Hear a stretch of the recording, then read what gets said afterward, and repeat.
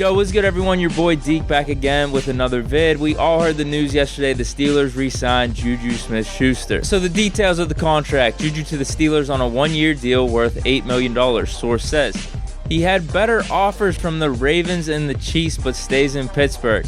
Now this is surprising. I thought it was between the Steelers and the Jets.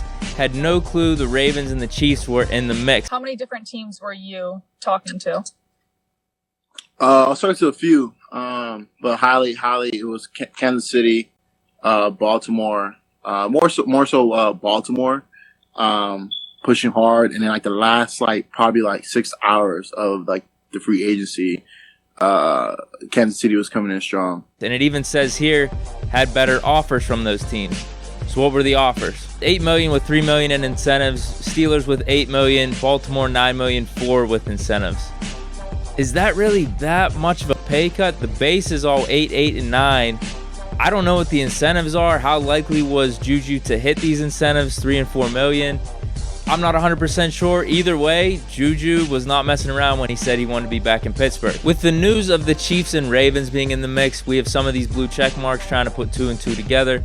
Juju had a chance to make more money playing with Patrick Mahomes or Lamar Jackson and chose to make less money playing with Big Ben. So what you're saying is Big Ben over Patrick Mahomes and Lamar Jackson. Players are taking pay cuts to come to Pittsburgh to play with Big Ben. You know what? I can get behind this take. He's saying Big Ben is due for a 2021 MVP type of season. I'm just glad some people in the mainstream media are finally becoming enlightened. On top of that, here's a few things Juju has said about coming back to Pittsburgh. And 7. The thing about Big Ben is that I had that chemistry with him. So for them to even let him go or to even think about it, it wouldn't be the best because I would love to play with Ben. I always tell Ben, give me 4 more years, but obviously he's a lot older, so we'll see how that goes. And in this one, he shares why Pittsburgh was always a serious possibility for him. When did coming back to Pittsburgh become a real possibility? I think coming back to Pittsburgh was probably the possibility of I think talking to the OC, talking to our receiver coach, and pretty much my teammates. What they had on the table was probably my third lowest offer.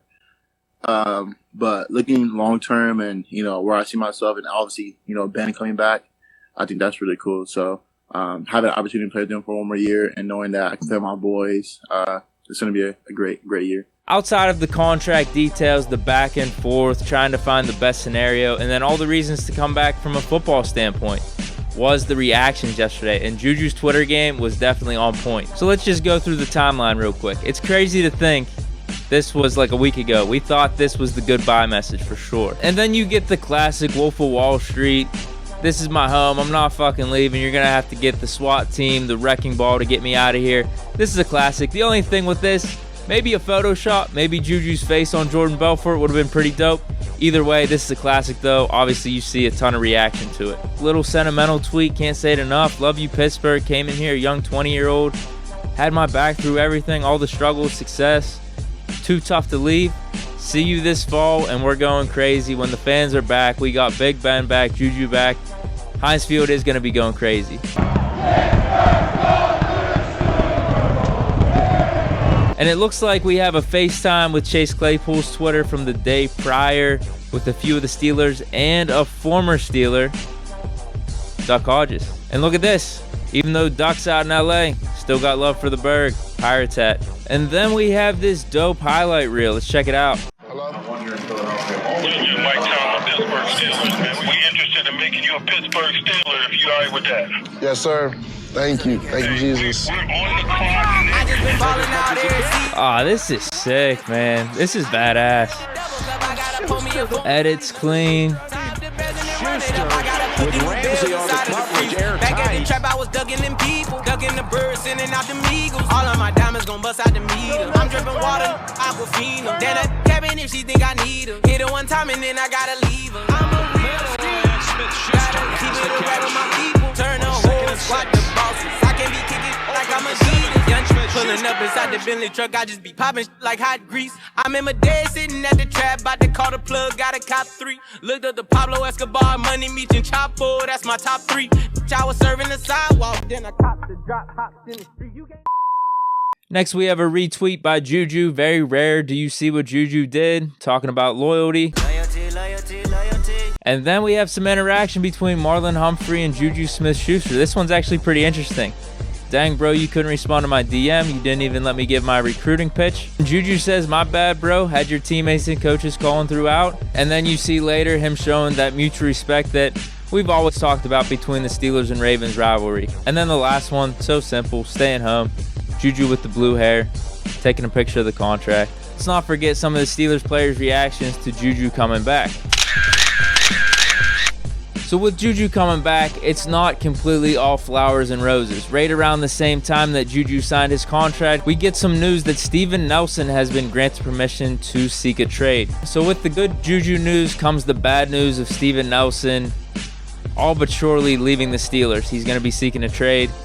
A lot of people are questioning, though, what connection does this have to Juju signing? It seems to not be a coincidence. I don't know if they were thinking about doing this before Juju signed or not, but here's one report. With Juju staying home and making $8 million, Pittsburgh will either cut or trade Steven Nelson, a source said.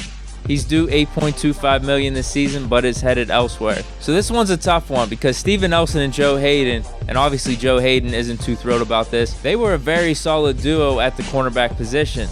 So this leads me to believe the Steelers really believe in Cam Sutton, probably going to move him outside, and also believe in number 42, James Pierre. And you know what? I'm officially on the James Pierre hype train. Even though he may have only played in one game last year, maybe he only has one highlight, but screw it. Pierre Island coming to Heinz Field 2021. Before I give my final thoughts on the move, let's look at some of my favorite Juju plays from the 2020 season. And this catch capped off the third and fourth quarter comeback against the Indianapolis Colts. Late into the season, the Colts were a really good team. We were looking pretty bad in the first and second quarter, but we just completely went off third and fourth quarter. Big Ben dropped the perfect pass. Juju, great catch right in between the secondary. He secures the catch after the hit. There's probably about 3 or 4 other plays like this where Juju had incredible run after the catch. Either a stiff arm or he trucked someone, gained like an extra 4 or 5 yards. But this was the only one that I found on the internet. It was against the Broncos in week 2. Watch this stiff arm. Gets an extra that was an extra 10 yards. This one was very similar to the Colts game. Slow start against the Cowboys. Started the comeback in the second half. We needed a clutch play in the fourth quarter. So yeah, this was another one of the top plays, man. My final thoughts on Juju Smith Schuster re-signing with the Steelers. I'm good with it, man. The thing with Juju was, how much is he going to get paid? I thought if we paid him at 10, 11, anything over double digits, that probably would have been too much, especially if it was a multi-year deal. With this one, it's $8 million, a lot more reasonable. I thought at this stage in the game, he was going to get around $4 to $6 million. Just by seeing what some of the other receivers were signing for around the league, that was the range I was expecting. But $8 million, I think that's reasonable, especially with it being a one-year deal. Steelers maintain the flexibility going into next season. And we maintain the receiving core that we had last season with Juju, James Washington, Claypool, and Deontay Johnson. With all that, Juju re-signing with the Steelers is definitely a bonus considering that the Chiefs and the Ravens will definitely be in AFC playoff contention this year. I've been saying I definitely wanted Juju back. I just didn't know what the number would be, what the contract would be. I think this makes sense for both sides.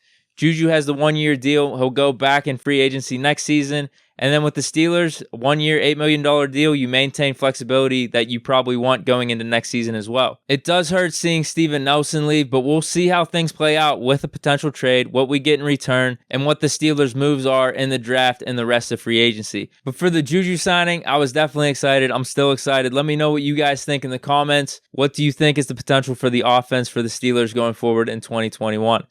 So, that is about it. Hope you guys enjoyed the vid. Go Steelers and stay chilling. Peace.